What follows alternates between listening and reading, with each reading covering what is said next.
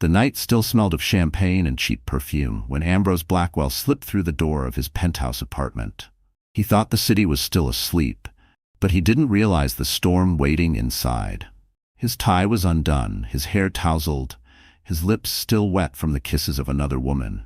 He had spent the entire night flaunting his mistress in public, believing his pregnant wife, Jacqueline, was too weak, too naive, too fragile to ever challenge him. He thought she would cry in silence, swallow her humiliation, and keep carrying his child without complaint. But Ambrose was wrong.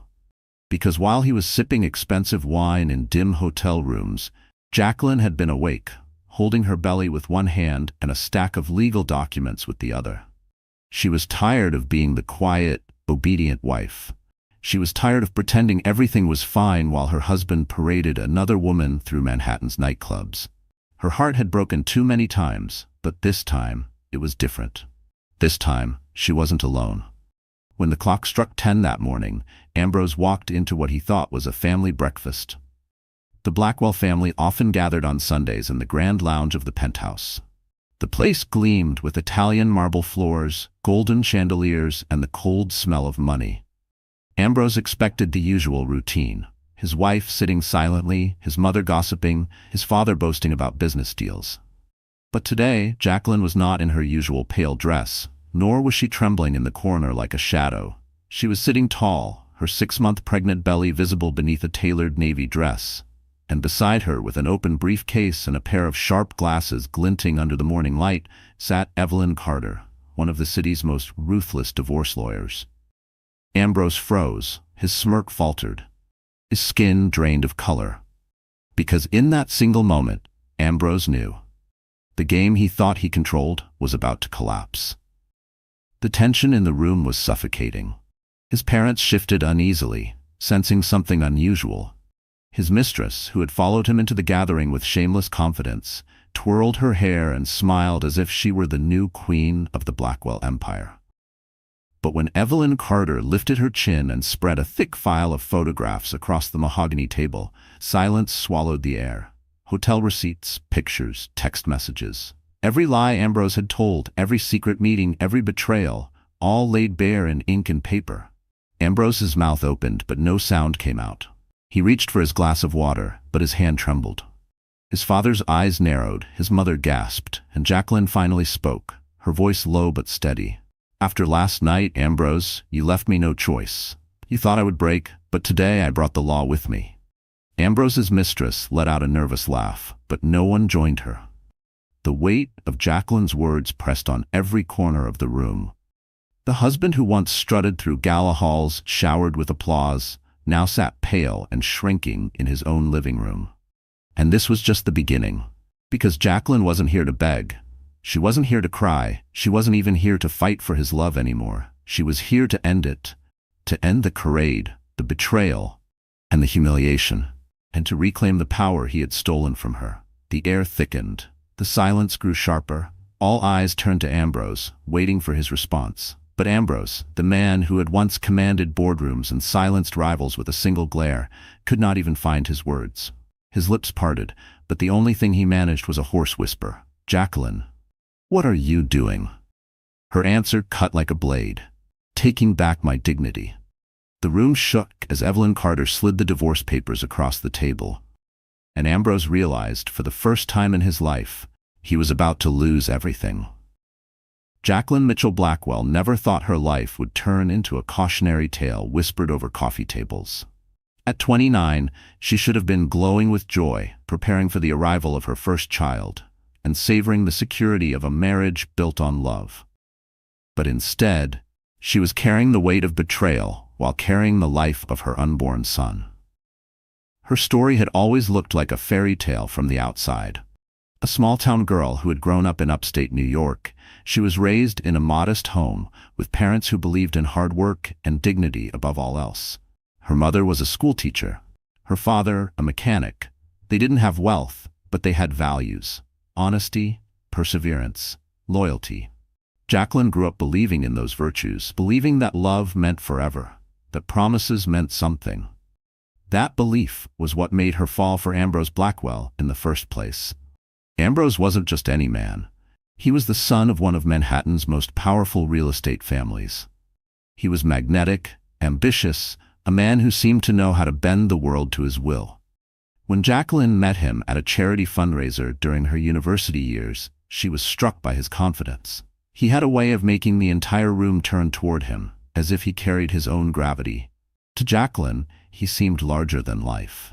But he also looked at her differently than anyone else ever had. At least that's what she believed then. He told her she was special, unique, unlike the superficial women he was surrounded by in his high society world. For a girl from a humble background, those words pierced straight into her heart. 6 months later, she was wearing a diamond ring. Their wedding was the kind of spectacle magazines love to feature. A luxury ceremony at the Plaza Hotel, chandeliers glittering, violins echoing, paparazzi flashing. Jacqueline, in a lace gown that seemed spun from dreams, thought she was stepping into forever. Guests whispered that she was lucky, that she had captured Manhattan's rising star. But Jacqueline thought Ambrose was the lucky one, because she was willing to give him her entire heart. She gave up more than just her heart. She gave up her dreams. Before marrying, Jacqueline had been on her way to building a career in interior design. She loved architecture, the way spaces could tell stories. She had studied tirelessly, sketched through the night, dreamed of opening her own design studio one day. But Ambrose wanted her to play a different role.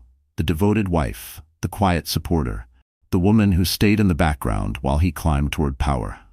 At first, she didn't mind. She thought that's what love was, sacrifice. She thought their partnership meant his dreams were her dreams.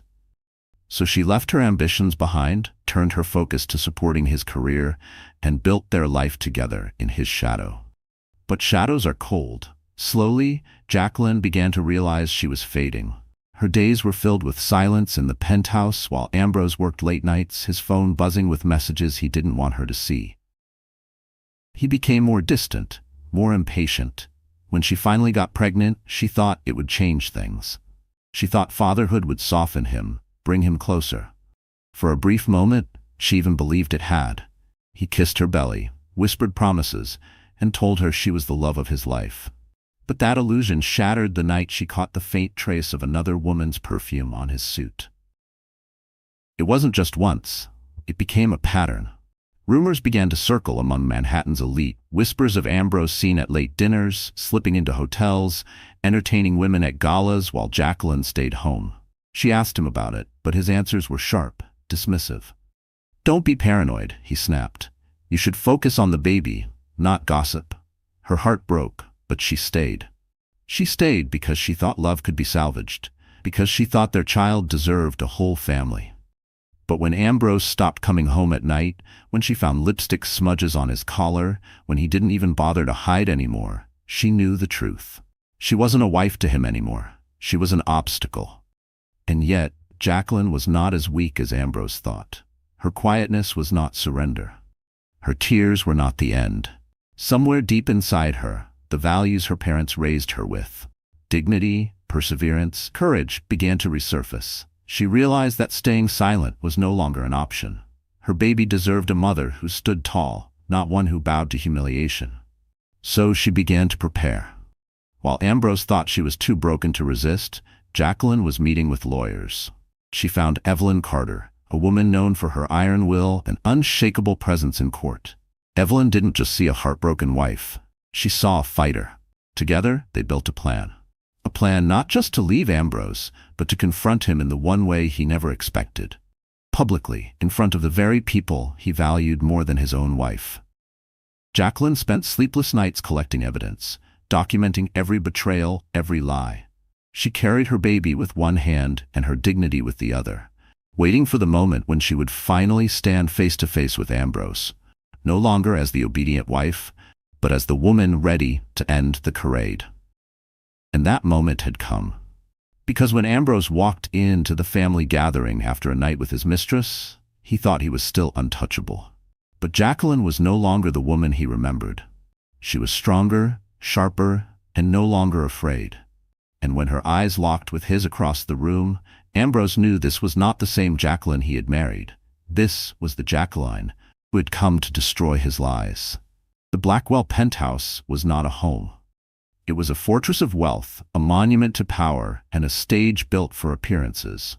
Perched high above Manhattan, the glass walls offered sweeping views of the city. Glittering lights, endless avenues, the Hudson flowing like liquid silver beneath the skyline. But inside, the air was colder than the steel beams that held the building together. This was where Ambrose Blackwell lived, worked, and played. To him, the penthouse was proof that he had won the game of life. Every marble tile, every golden chandelier, every leather armchair imported from Italy whispered of victory. He loved hosting guests here. Investors, politicians, celebrities. It was a place where he could show off his influence, where laughter clinked with champagne flutes and deals were signed with the stroke of a pen. But to Jacqueline, the penthouse had always felt like a cage. When she first moved in after their wedding, she tried to convince herself it was magical. She marveled at the spiral staircase, the crystal chandeliers, the private terrace with a view of Central Park. Friends from her small hometown gasped when she sent them photos. They told her she was lucky. But the longer she lived there, the more she realized the truth. The walls were too high, the rooms too wide, the silence too heavy. Ambrose filled the penthouse with everything money could buy, but he left no space for warmth. The air always smelled faintly of cologne and ink, never of home-cooked meals or fresh flowers. Even when Jacqueline decorated with her own touch, soft curtains, framed photos, a vase of daisies, Ambrose brushed it aside, saying it made the place look cheap.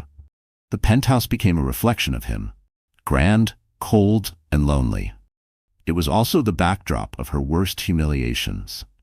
She remembered the nights she waited by the window, watching headlights approach, hoping it was Ambrose finally coming home. Instead, hours passed, and when he did arrive, he reeked of liquor and perfume. She remembered the dinner parties where she sat at the far end of the table, her smile forced, while Ambrose charmed their guests and ignored her. The penthouse was filled with laughter, but none of it was hers. Now, that same penthouse was about to become something else entirely, a courtroom.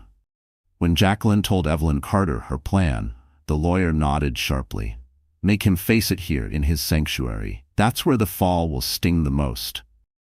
So it was decided. The family meeting would take place in the lounge of the Blackwell penthouse.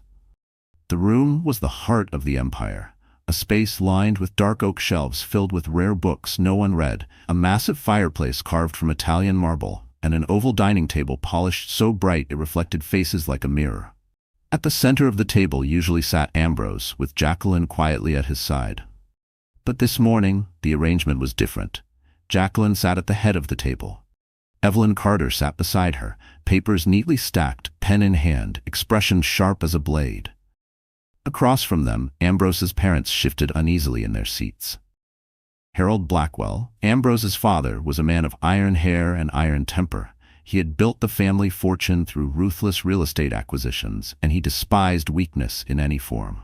Next to him sat Margaret Blackwell, a woman draped in pearls and silence, her gaze darting nervously as though scanning for a safe escape. And then there was Cassandra. Ambrose had been reckless enough to bring his mistress into the lion's den. Cassandra Monroe, barely 25, with red lipstick smeared like a flag of victory, sat smugly at Ambrose's side. She wore a designer dress that clung to her every curve, a deliberate contrast to Jacqueline's modest elegance. Her eyes flickered with triumph, as if she believed she had already won. The atmosphere in the lounge was suffocating. The clinking of a spoon against a teacup echoed too loudly. The ticking of the grandfather clock scraped against every nerve. Even the city outside, usually roaring with car horns and sirens, seemed to hush in anticipation. Jacqueline sat still, but her heart was pounding. She rested her hand on her belly, steadying herself with the quiet rhythm of the life inside her. She wasn't just fighting for herself today, she was fighting for her child. When Ambrose finally strolled in, late as always, his swagger filled the room. His tuxedo jacket was slightly wrinkled, his hair disheveled from the night before. He looked like a man who had been celebrating instead of sleeping. His smirk widened when he saw Cassandra already seated. He kissed her hand boldly, as if daring Jacqueline to react. But then his eyes met Jacqueline's. Something shifted. She was no longer the fragile woman he had grown used to ignoring. Her back was straight, her eyes clear, her presence commanding. And the woman seated beside her, Evelyn Carter, with her cold stare and thick file, sent a chill down his spine. Ambrose faltered, just slightly, but it was enough. "Jacqueline," he said smoothly, trying to recover. "You look different today." "I am different," she replied, her voice steady, cutting through the silence like glass. Every pair of eyes in the room turned toward her. The weight of history, betrayal, and power pressed into the space between them. This was the house Ambrose had built, the empire he believed was unshakable. But Jacqueline had transformed it into the stage of his downfall. The city lights glimmered outside like 1,000 watchful eyes, as if New York itself was waiting to see what would unfold. The chandeliers glittered above, the marble floor gleamed below, and in that vast room of wealth and silence, the air crackled with tension. For years, Jacqueline had been a ghost in this penthouse. But today, she was the fire. And when Evelyn Carter slowly opened her briefcase, the first document sliding across the table, everyone in that cold, glittering room realized the battle for the Blackwell Empire had just begun. Ambrose Blackwell was the kind of man people either envied or feared. In Manhattan's elite circles, his name carried weight. He was ruthless in business, charming at parties, and arrogant in every way that power allows. People said he could talk an investor into signing away millions with just a smile. Others said he could destroy a rival with a single phone call. For years, Jacqueline had believed his charisma was magnetic, but she now saw what lay beneath: greed, vanity, and a hunger that could never be satisfied. Ambrose thrived on appearances. He drove the rarest cars, wore custom Italian suits, and dined in restaurants where the bill for two could buy a family a month's rent. To him, life was a performance, and he always played the lead role. He believed he was untouchable, that no one could ever expose his weaknesses, especially not Jacqueline, the quiet wife he had pushed into the background. But the truth was simple. Behind the sharp tuxedos and polished shoes, Ambrose was a coward. When confronted, he laughed it off. When caught, he lied. And when cornered, he attacked. For him, power wasn't just about business. It was about control. Control over investors, control over his employees, and worst of all, control over his wife. He believed Jacqueline would never leave. She was pregnant, financially tied to him, socially dependent on his name. In his mind, she had no escape. And then there was Cassandra. Cassandra Monroe was everything Ambrose thought he wanted. 25, beautiful, bold, and shameless. She had been a junior marketing associate at one of his subsidiary companies. Ambrose noticed her at a corporate gala, where she wore a scarlet gown and laughed just a little too loudly at his jokes. She knew exactly how to play the part. The wide eyes, the flattering words, the way her hand lingered on his arm. Ambrose, already bored of Jacqueline's quiet grace, was captivated by Cassandra's fire. At first, she was discreet. A late-night dinner, a weekend business trip, a hotel suite booked under another name. But soon, discretion became arrogance. Cassandra wasn't satisfied with being a secret. She wanted recognition, jewels, the spotlight. She wanted to be photographed on Ambrose's arm, wanted the world to whisper her name. And Ambrose, intoxicated by her youth and flattery, gave in. He flaunted her at exclusive clubs. He brought her to art auctions. He even dared to take her to the Metropolitan Opera, where half the city's elite whispered behind their programs while Jacqueline stayed home. Each time, he convinced himself he was untouchable. He thought Jacqueline would endure it, because she had no other choice. Cassandra, on the other hand, thrived on Jacqueline's silence. To her, every tear Jacqueline shed was proof of her own victory. Every time Ambrose ignored his wife for her, Cassandra felt like she had won. She strutted into the penthouse with her lipstick-stained smile, pretending she was already the new Mrs. Blackwell. But beneath Cassandra's confidence was something more dangerous: ambition. She wasn't just after Ambrose's affection, she was after his empire. She whispered into his ear about expanding his business, advised him to cut off old partners, and encouraged him to take bigger risks. To Ambrose, she seemed like a partner who believed in his vision. In truth, Cassandra believed only in herself. She knew that if Jacqueline were pushed aside, she would gain not just Ambrose's name, but also his wealth and influence. That was why, on the morning of the family meeting, Cassandra walked into the penthouse lounge with her head high. She thought this was the moment she would be legitimized. She thought Ambrose would finally make it clear to everyone. Jacqueline was finished, and Cassandra was the future. But Cassandra underestimated one thing. She underestimated Jacqueline. As Evelyn Carter spread the evidence across the table, Cassandra's smile flickered. The photos of hotel receipts, the texts Ambrose had sent in the middle of the night, the credit card bills, they weren't just embarrassing. They were damning. Cassandra leaned closer to Ambrose, her hand tightening on his arm, her red nails digging into his skin. "Do something," she hissed under her breath. But Ambrose could feel the heat of every eye in the room. His father's glare burned with disappointment. His mother's eyes brimmed with shame. Evelyn's sharp gaze pinned him like a predator. And Jacqueline wasn't trembling or begging. She was calm, strong. For the first time in his life, Ambrose felt cornered. He tried to laugh it off. "Really, Jacqueline? Is this what it's come to?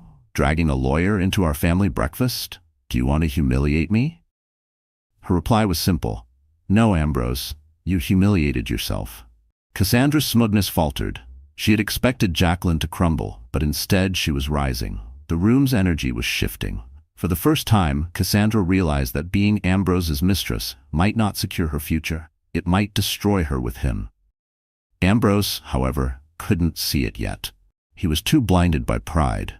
He slammed his hand on the table, the sound echoing through the lounge. "I built this empire. Everything you have is because of me. Do you really think you can take me down with a few pieces of paper?" Evelyn Carter leaned forward, her voice sharp and deliberate. "These aren't just pieces of paper, Mr. Blackwell. They are evidence. Evidence that will not only secure Jacqueline's freedom, but also expose your misconduct to the public. Judges love cases like this, especially when they involve a man flaunting his mistress while his pregnant wife sits at home." The silence after her words was deafening. Even Cassandra shifted uncomfortably in her seat. Ambrose's smirk finally broke. His confidence slipped like a mask torn away. For the first time, the great Ambrose Blackwell looked small. But Jacqueline wasn't finished. She placed her hand over her belly, her gaze steady. "You thought I was weak. You thought I would stay silent. But today, Ambrose, the world will see the truth." And in that instant, Ambrose realized he was no longer the predator. He was the prey. The silence in the Blackwell penthouse was suffocating. Every person in the room could feel it pressing against their skin, crawling into their lungs. Ambrose sat at the long oak table, his jaw tight, his eyes darting between the damning photographs and the lawyer's cold stare. Cassandra clung to his arm, whispering under her breath, but even she couldn't hide the flicker of panic in her eyes. For years, Ambrose had played his role perfectly. The devoted son, the brilliant businessman, the dazzling host of Manhattan's most glittering parties. He had built his image like a skyscraper, floor by floor, until the city believed in his invincibility. But now, in his own penthouse, the foundation was cracking, and the people who mattered most were watching. Harold Blackwell's face was stone. His voice, when it came, was sharp enough to slice through the tension. "Is this true, Ambrose?" Ambrose swallowed hard. "Father, it's not what it looks like." Margaret Blackwell let out a trembling gasp. "My God, Ambrose, how could you?" Ambrose's cheeks flushed with rage. He hated weakness, and right now he looked weak. He stood abruptly, his chair scraping against the marble floor. "This is absurd. She's exaggerating. She's using her pregnancy as a shield. Jacqueline, stop this nonsense before you embarrass yourself further." But Evelyn Carter was already opening another file. She slid a stack of papers across the polished wood. "Hotel records, charges made with your corporate credit card, surveillance footage from the Waldorf, signed receipts with your handwriting. Do you still want to call this nonsense, Mr. Blackwell?" Ambrose's mouth snapped shut. His eyes darted to the documents, recognizing his own signature, his own mistakes. Cassandra stiffened beside him, realizing that the glamorous ride she had hitched herself to was heading straight into a storm. And then came the dagger. Jacqueline reached into her purse and pulled out a slim black phone. Her fingers moved with steady precision as she unlocked the screen and pressed play. The video projected onto the television across the lounge. The room gasped. There was Ambrose, caught in high-definition clarity, laughing with Cassandra at a rooftop bar. His hand on her thigh, his lips against her neck, his voice bragging to a colleague. Jacqueline? She's boring. She's just the mother of my child. Cassandra is the one who excites me. She's the real future." The words echoed through the room like a gunshot. Margaret covered her mouth with shaking hands, Harold's fists clenched against the table. Evelyn watched coolly, her expression unreadable. And Cassandra, caught on camera, stared at the floor, her lipstick smile fading into ashes. Ambrose lunged forward, fumbling for the remote. "Turn that off! That video is private. It's—" Jacqueline's voice sliced through his desperation. "Private? No, Ambrose. When you humiliate your wife in public, when you bring your mistress into our home, nothing is private anymore." Her words landed like a thunderclap. Ambrose froze, his eyes wide, his mask of arrogance finally slipping. The betrayal wasn't just whispered behind closed doors anymore. It was out in the open, undeniable, humiliating.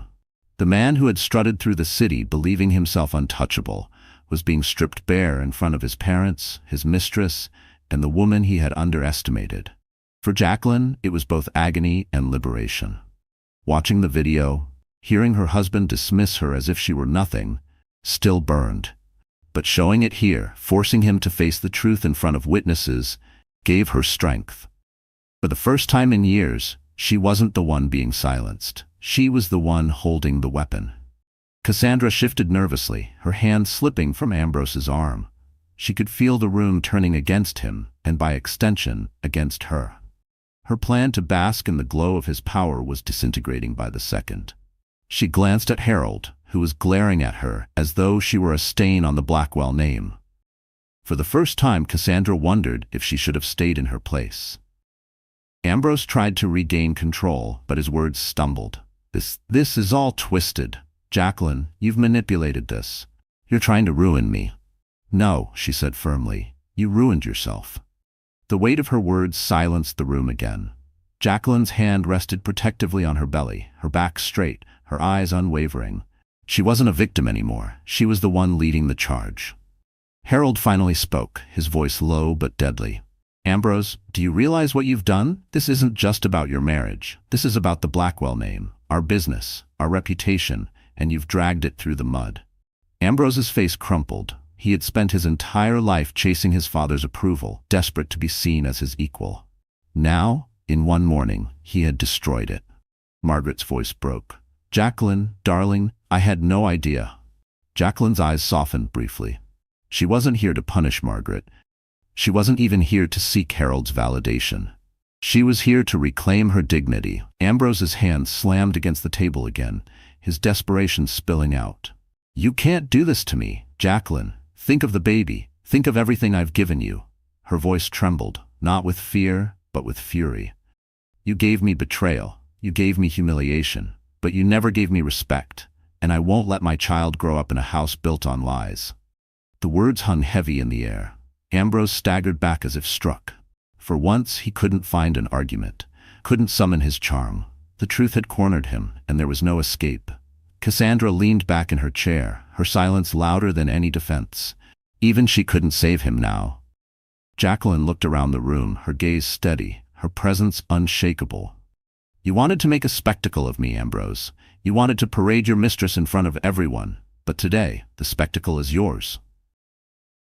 And as Evelyn Carter lifted the divorce papers and placed them directly in front of Ambrose, the world he had built on arrogance and deceit began to collapse in front of everyone's eyes.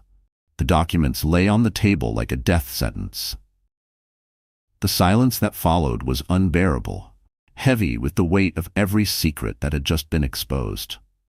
Ambrose stared at the divorce papers as though they were written in a language he couldn't comprehend. Cassandra had shrunk into her chair, her once bright confidence evaporating. Harold's face was dark with disappointment, Margaret's with quiet shame. But Jacqueline was trembling, not outwardly, not in the way that would give Ambrose satisfaction, but deep inside. Her body quaked under the pressure. She held her chin high, her eyes clear, but her heart was pounding so fiercely she feared the child inside her could feel it. For months, she had gathered courage. For weeks she had plotted, and for days she had prayed for the strength to see this through. Now that the moment was here, reality hit with brutal force. Her husband had betrayed her. Publicly, shamelessly, And now, even as she claimed her dignity back, she realized the enormity of what she was doing. She wasn't just ending a marriage, she was ending the life she thought she had built. Her breath came shallow, her hand instinctively clutching her stomach. Evelyn leaned close and whispered, "You're doing fine. Don't let him see your fear." But Ambrose saw something. He smirked faintly, sensing weakness like a predator smelling blood. "You think you're strong, Jacqueline? Look at you, shaking. Do you really think you can survive without me? You're carrying my child, living in my home, spending my money. Without me, you're nothing." The words hit like a whip. For a second, her vision blurred. She wanted to scream, to throw the papers across the room, to collapse under the crushing humiliation. Her body, heavy with pregnancy, felt like a burden. The years of sacrifice, the nights she spent waiting alone, the love she had poured into this marriage, it all came crashing back. Margaret reached toward her, but Jacqueline pulled away. She didn't want pity. She wanted strength. Yet in that moment, strength felt like an illusion. Her mind drifted to her parents, to the small home she grew up in, to the nights when her father fixed cars late into the evening, while her mother marked papers by the kitchen lamp. They had dreamed bigger dreams for her. They had raised her to believe in love, in loyalty. What would they say now, seeing her sitting in this cold palace, betrayed by the man she once trusted most? The tears she had held back threatened to spill. Evelyn touched her arm gently, a reminder to breathe. Jacqueline closed her eyes for a moment, steadying herself. But Ambrose saw the flicker of pain and pressed harder. "Sign the papers if you want," he sneered. "But you'll come crawling back. You won't last a month without me. Women like you never do." Cassandra stirred beside him, eager to regain her place. "He's right, Jacqueline," she said, her voice sweet but sharp. "You're just a tired little wife. You don't belong in his world anymore. Look at you, swollen, miserable. I'm what he needs. I'm the future." The cruelty sliced through Jacqueline's defenses. Her hand shook visibly now, and she lowered her gaze to the table. For the first time that morning, she felt cornered, defeated. Her heart squeezed painfully as if all her resolve had been for nothing. Evelyn leaned closer again. "Don't let them win. Not like this." But the voices in Jacqueline's mind were louder than Evelyn's encouragement. What if they were right? What if she couldn't survive? She had no career anymore, no income of her own. Ambrose controlled the accounts, the properties, everything. She had sacrificed too much for him, and now she was left with almost nothing. How would she raise a child alone in a city like this? Her hands trembled harder. The room blurred with tears. For one terrifying second she wanted to give in, to let Ambrose win, to let Cassandra laugh, to crumble into the quiet, obedient woman they thought she was. And Ambrose saw it. His smirk returned, crueler than ever. He leaned back in his chair, his confidence swelling again. "See? She can't do it. She doesn't have the strength." Jacqueline's chest tightened. Her breathing turned shallow. She excused herself, rising unsteadily from her chair. I need air," she murmured, her voice breaking. Evelyn moved to follow, but Jacqueline shook her head. She didn't want witnesses to her collapse. She staggered out of the lounge and into the wide hallway of the penthouse. The marble floor blurred beneath her, her reflection in the glossy walls looking like a stranger. She stumbled into the nursery. The room she had lovingly prepared, painted in soft creams and blues, filled with tiny clothes and stuffed animals. She gripped the edge of the crib, her tears finally spilling. The pain racked her chest, her sobs breaking the silence. For the first time since this began, Jacqueline allowed herself to fall apart. She pressed her forehead to the crib's wooden rail and wept. "Why? Why did you do this to me, Ambrose? Why wasn't I enough?" Her hand moved to her belly, trembling. "How do I raise this child alone? How do I protect him when I feel so broken?" Her knees buckled, and she sank to the floor, clutching her stomach as though it were her only anchor. The weight of betrayal crushed her, the enormity of the future suffocating her. In the lounge, Ambrose smirked at Evelyn. "She's gone to cry like she always does. This is who she is. Weak." But Evelyn's eyes narrowed. She had seen women like Jacqueline before. Women who broke, only to rebuild stronger than anyone expected. She knew the breakdown was not the end. It was the spark. Back in the nursery, Jacqueline wiped her tears, staring at the crib. The tiny clothes, the folded blankets, the stuffed bear with a ribbon around its neck. She whispered to the child inside her. I don't know how yet, but I will protect you. I will not let him win. She stood slowly, her tears drying on her cheeks, her reflection in the window clearer now. She was still trembling, still raw, still hurt.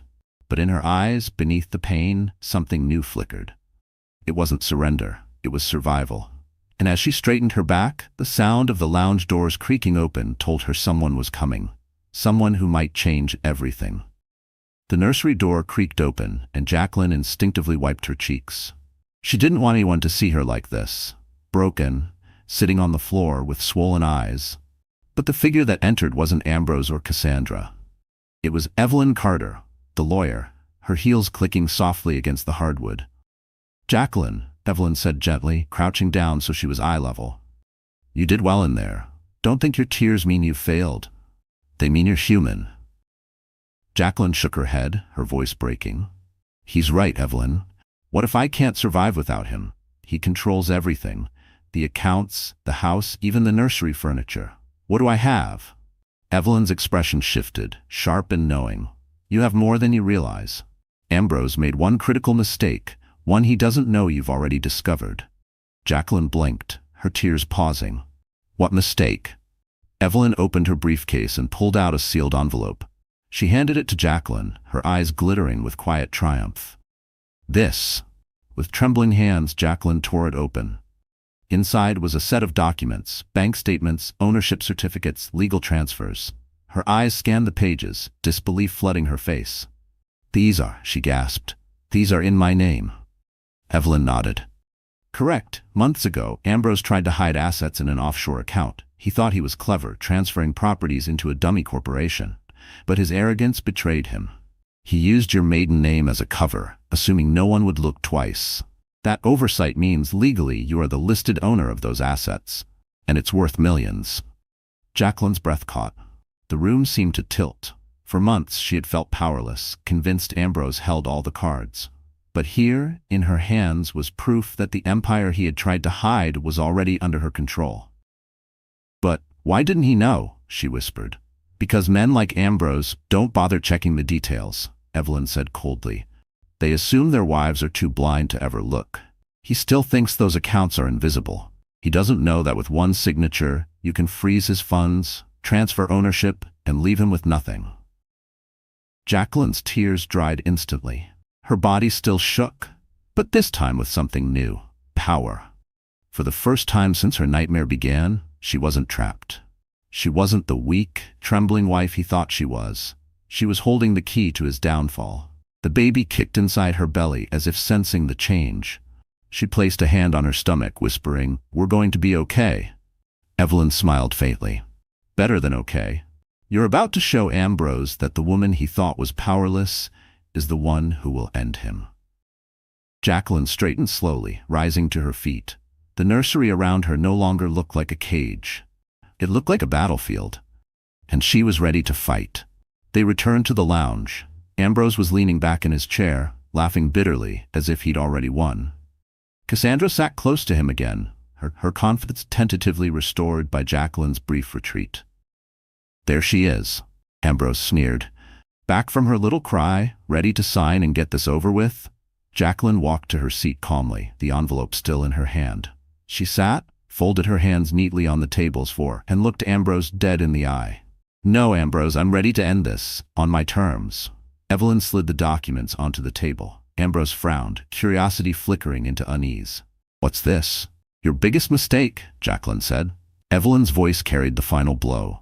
Mr. Blackwell, as of this morning, Jacqueline is the legal owner of 3 properties in the Hamptons, 2 high-rise buildings downtown, and an account containing $36 million.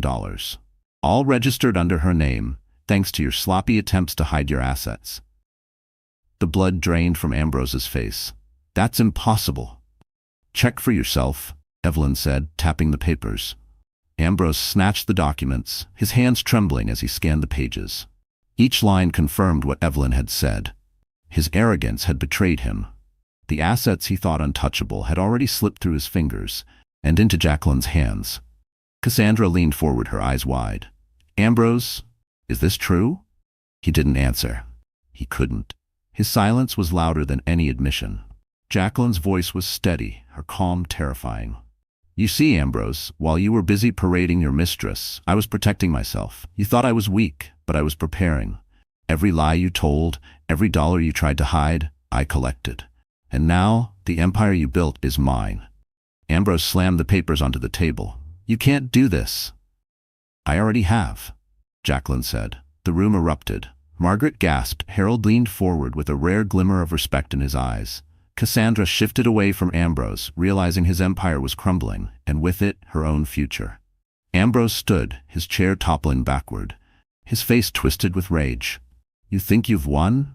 You think you can humiliate me like this?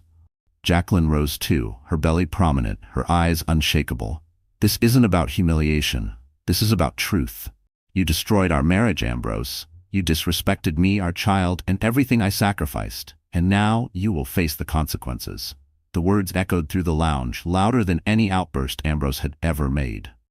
For the first time, it was Jacqueline's voice that carried power. Ambrose's fists clenched. He wanted to shout, to strike, to regain control. But the documents on the table mocked him. His father's glare burned through him. His mother's tears shamed him.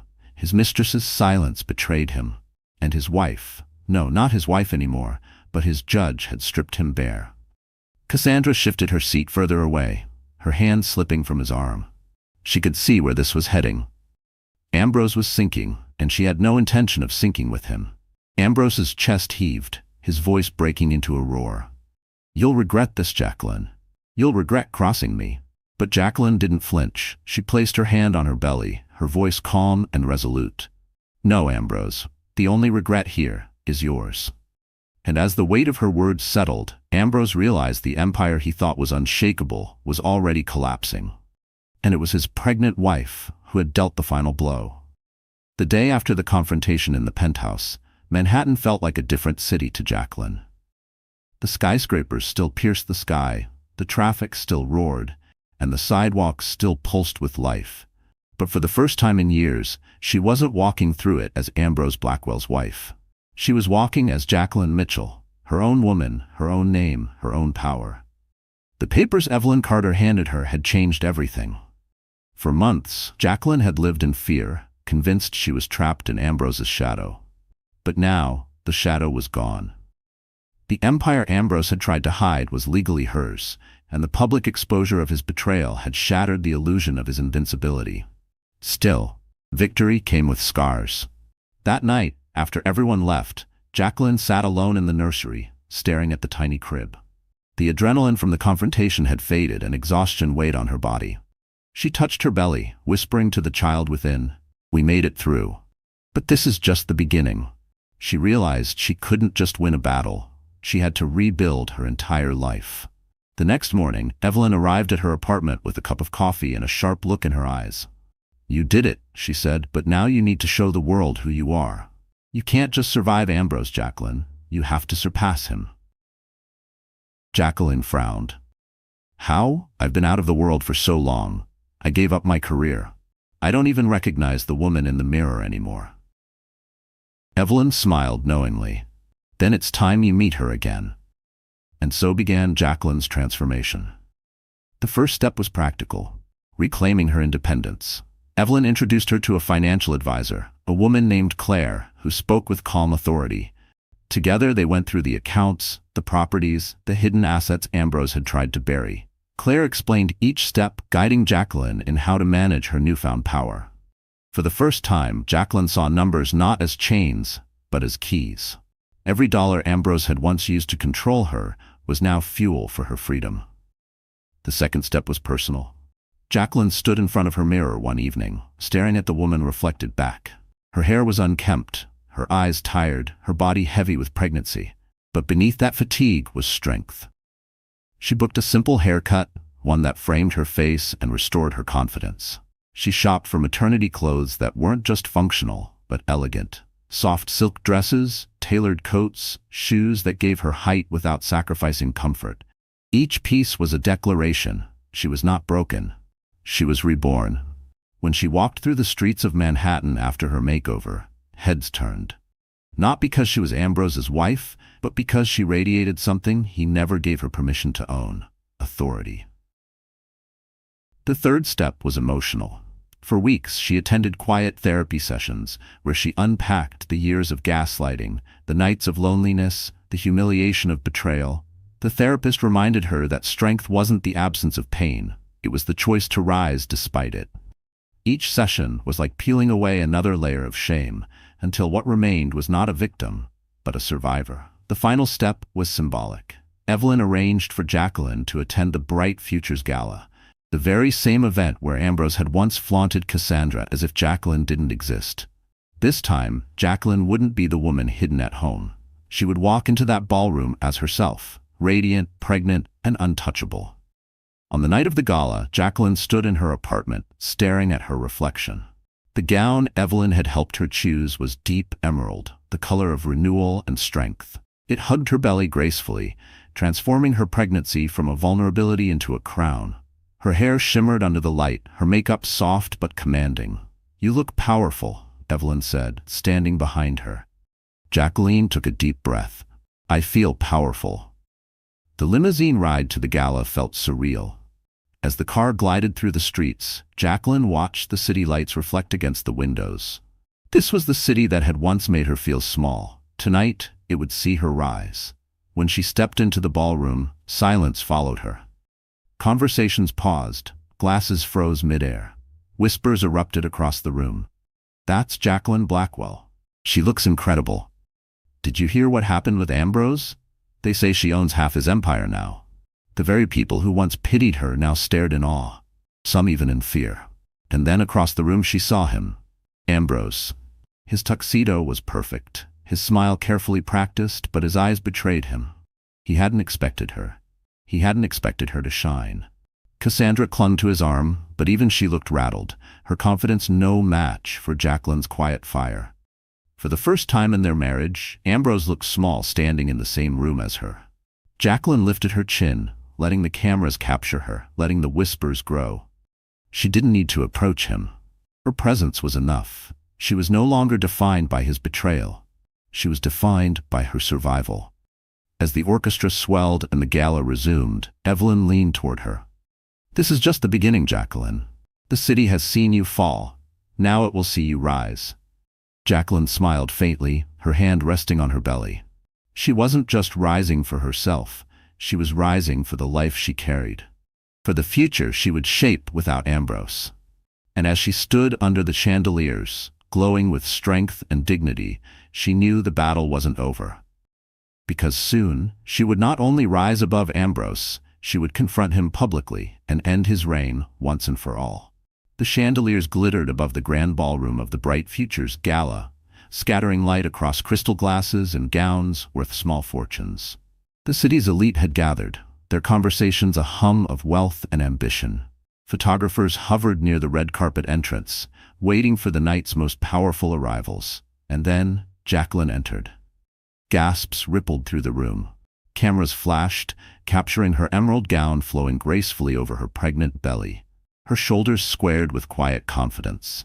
For months, she had been a subject of whispers, the betrayed wife, the humiliated mother-to-be. But tonight, she walked as though she had been reborn. Her entrance was deliberate. Every step across the marble floor was a declaration. She was no longer hiding. Evelyn Carter walked beside her, calm and watchful, a silent guardian at her side.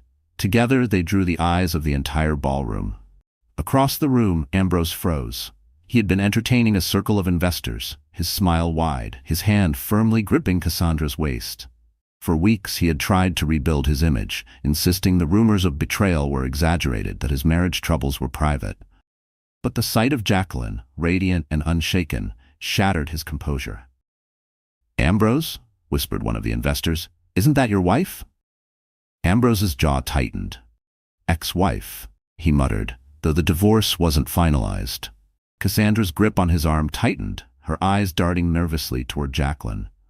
The mistress had expected Jacqueline to stay hidden, broken. She hadn't anticipated this. A woman transformed into a force that threatened to eclipse them both. Jacqueline moved through the crowd, heads turning as she passed. Some guests whispered in awe, others in pity, but all recognized the drama about to unfold. At the center of the ballroom, she stopped. A waiter offered her champagne, but she waved it away, resting her hand on her stomach instead. Ambrose, forced by dozens of curious eyes, crossed the room to confront her. His smile was strained, his voice low. "What do you think you're doing here?" Jacqueline lifted her chin. "Taking back my place." He glanced around at the watching faces, his mask slipping. "Don't make a scene." She gave a soft, almost amused laugh. "You made the scene, Ambrose. I'm just finishing it." Evelyn stepped forward, her voice carrying clearly across the ballroom. "Ladies and gentlemen, forgive the interruption, but since so many of you are investors, business partners, and supposed friends of Mr. Blackwell, you deserve to know the truth." The crowd leaned in, their curiosity sharpening into hunger. Manhattan thrived on scandals, and tonight promised a feast. Evelyn produced a folder from her sleek clutch. "We have here evidence of Mr. Blackwell's misconduct, misappropriation of company funds, concealed assets, and, most damningly, an affair flaunted while his wife carried his child. He may claim to be a man of integrity, but the records show otherwise." Gasps erupted. Phones rose into the air, recording. Ambrose's face drained of color. "Stop this," he hissed. "Do you know what you're doing?" "Yes," Jacqueline said firmly, her voice carrying across the room. "I'm showing everyone who you really are." Cassandra tried to laugh, but it came out brittle. "This is ridiculous. No one cares about personal drama." Evelyn cut her off. "This isn't just personal. Ambrose used corporate accounts to fund hotel stays, luxury gifts, even flights for his mistress. That isn't personal. That's fraud." The crowd erupted again, whispers turning into sharp murmurs. Investors exchanged glances, calculating losses. Reporters scribbled notes furiously. Ambrose staggered, sweat beading on his forehead. "You won't survive this," he muttered to Jacqueline. "Do you think they'll respect you more than me?" Jacqueline's eyes blazed. "I don't need their respect. I already have my freedom, and soon my child will have a life without you poisoning it." Her words landed like a slap, the crowd gasping again. Cameras zoomed closer, capturing every flicker of Ambrose's unraveling composure. Cassandra slipped away quietly, sensing the ship sinking beneath her feet. Then Evelyn delivered the final blow. She held up a signed document, her voice ringing clear. "For those concerned about your investments, you should know.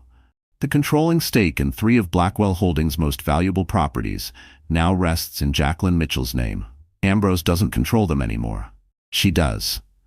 The room fell into stunned silence.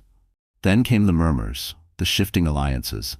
Investors turned their backs on Ambrose, moving toward Jacqueline.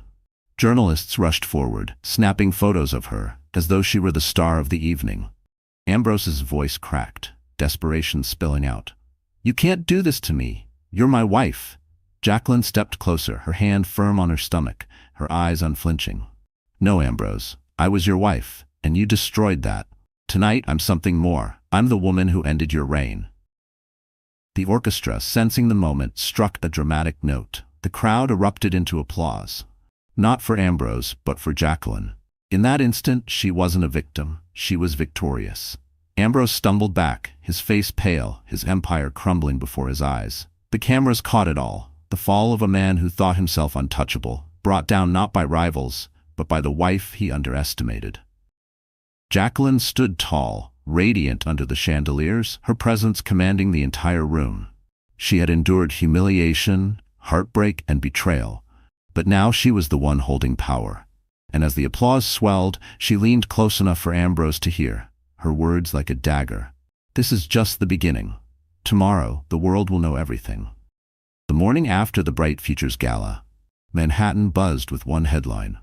Every newspaper, every online magazine, every social media feed carried the same image: Jacqueline Mitchell Blackwell, radiant in emerald, standing tall while Ambrose Blackwell wilted beside her. "Queen Jacqueline claims her throne," screamed one headline. "Betrayed wife destroys tycoon," read another. And perhaps the most satisfying: Ambrose Blackwell, the fall of a king. Jacqueline sipped her tea in the quiet of her apartment, her baby shifting gently inside her. For once, the silence wasn't suffocating. It was peaceful. She wasn't hiding anymore. She wasn't crying. She was free. The phone rang constantly, reporters begging for interviews, charities asking her to speak, investors offering partnerships. Evelyn screened them all, keeping the noise at bay. "You don't need to rush," she said firmly. "You've already won. Now you decide how to write the next chapter." Meanwhile, Ambrose's empire collapsed like a house of cards. Investors withdrew, board members resigned, and Cassandra vanished from the public eye. His father, Harold, issued a rare statement condemning his son's actions and praising Jacqueline's courage. Margaret sent flowers and a note that read, "You showed more dignity in one night than Ambrose has in his entire life." Ambrose himself retreated into silence. Once the golden boy of Wall Street, he was now the cautionary tale. Paparazzi caught glimpses of him leaving hotels alone, unshaven, his arrogance gone. The man who once sneered, "Without me, you're nothing," had become exactly that. Nothing. For Jacqueline, the weeks that followed were not just about revenge, but about renewal. She turned her focus inward, preparing for motherhood with strength she hadn't known she possessed. She enrolled in classes for new mothers, met with designers to finally reopen her dream of an interior design studio, and reconnected with old friends she had abandoned under Ambrose's control. One afternoon, as she painted a mural in the nursery, a sky of hot air balloons drifting over rolling hills, Evelyn walked in, smiling. "The world wants to hear your voice," she said. "They've heard about your pain. Now, let them hear your power." Jacqueline hesitated. "Do you think they'll listen?" Evelyn nodded. "They already are. What you did at the gala wasn't just about Ambrose. It was about every woman who's been silenced, every wife who's been told she's nothing. You stood up, and they saw themselves in you." So Jacqueline agreed. Her first public speech took place at a women's empowerment conference. The stage was simple, the audience vast. As she stepped up to the podium, cameras flashed, but this time, she wasn't nervous. She wasn't Ambrose's shadow. She was herself. She spoke of betrayal, of sacrifice, of the nights she spent alone while Ambrose flaunted his mistress. She spoke of the fear of raising a child alone, of the pain of being dismissed as nothing. And then, she spoke of the moment she decided she would not stay silent. Her voice grew stronger as she declared, "I was told I was weak. I was told I was powerless. But women are never powerless. We carry life. We carry families. We carry entire generations on our shoulders. And when we are betrayed, we do not crumble. We rise." I rose, and so can you. The audience erupted in applause. Women stood with tears in their eyes, clapping, shouting her name. For the first time, Jacqueline felt not just victorious, but whole. Back home that evening, she sat in the nursery, now finished with her mural. She whispered to her unborn child, "You'll never grow up seeing your mother broken. You'll see her strong. You'll know that love is not about sacrifice, but about respect. And you'll know that when life tries to crush you, you can always rise." The day she gave birth was quiet and intimate. Surrounded only by Evelyn and a few close friends, Jacqueline welcomed her son into the world. She held him close, tears streaming, whispering, "We're free now." News outlets tried to capture the moment, but Jacqueline declined interviews. "This is ours," she said softly, "not theirs." Weeks later, Ambrose attempted one last desperate move. He tried to challenge the property transfers in court. But Evelyn was ready. The judge reviewed the evidence, his signatures, his fraudulent transfers, and ruled decisively in Jacqueline's favor. Ambrose lost everything. As the gavel struck, Jacqueline didn't even look at him. She didn't need to. The man who once controlled her life was now irrelevant. Months passed, and Jacqueline's design studio opened in a bright corner of Manhattan. The sign above the door read simply, "Mitchell Interiors." Clients poured in, eager to work with the woman who had become a symbol of strength. Business boomed, not because of scandal, but because of her talent, a talent she had once sacrificed, now finally free to flourish. Everywhere she went, people stopped her. Some whispered thank you, others asked for advice, many simply smiled. She had become more than the wife of a tycoon. She had become an icon of resilience. One evening, as she locked the studio and stepped into the cool night, Evelyn joined her. They looked out at the city lights, the same lights that once seemed so cold. "You did it," Evelyn said softly. Jacqueline nodded. "No, we did it. Every woman who's ever been silenced, every mother who's ever been abandoned. This wasn't just my victory, it was theirs too." Evelyn smiled. "And Ambrose?" Jacqueline shook her head, her expression calm. "Ambrose is a chapter I've closed. My story isn't about him anymore. It's about me. About my son, about the life we're building." They walked in silence for a moment, the city alive around them.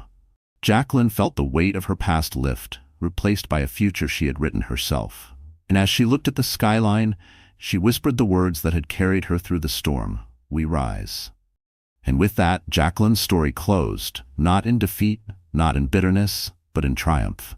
A reminder to every viewer that no betrayal, no humiliation, and no heartbreak can silence a woman who decides to rise. So, my friends, that's how the story closes. If you're still here with me until this very moment, it must mean something in this journey has touched your heart in a personal way. Maybe you've known betrayal, maybe you've known silence, or maybe you've just carried pain that felt too heavy for too long. And if that's true, I want you to take a deep breath right now and hear this. You are stronger than you think. What Jacqueline showed us is not just drama, it's truth. Life will test you, people will disappoint you. But as Marcus Aurelius once said, you have power over your mind, not outside events. Realize this and you will find strength. She thought she was powerless. But the moment she chose her dignity over fear, everything changed. That's not just her story. That can be yours too. Epictetus taught, it's not what happens to you, but how you react to it that matters. Jacqueline could have stayed broken, but she didn't. She rose. And in her rising, she gave all of us a mirror. To remember that even when life feels like it's against us, we still have a choice to rise, to heal, to rewrite our story. So maybe this isn't really about Ambrose at all. Maybe it's about you, about the storms you've walked through, about the nights you thought you couldn't make it, and the mornings you still rose anyway. That's what this story is truly about, resilience. If this touched you tonight, my dear friends, then don't keep it to yourself. Share this story. Leave a like so I know it reached you. And if you want more stories that remind you of your strength, then hit that subscribe button and stay with us. Because together, we're not just watching drama. We're learning how to rise, again and again.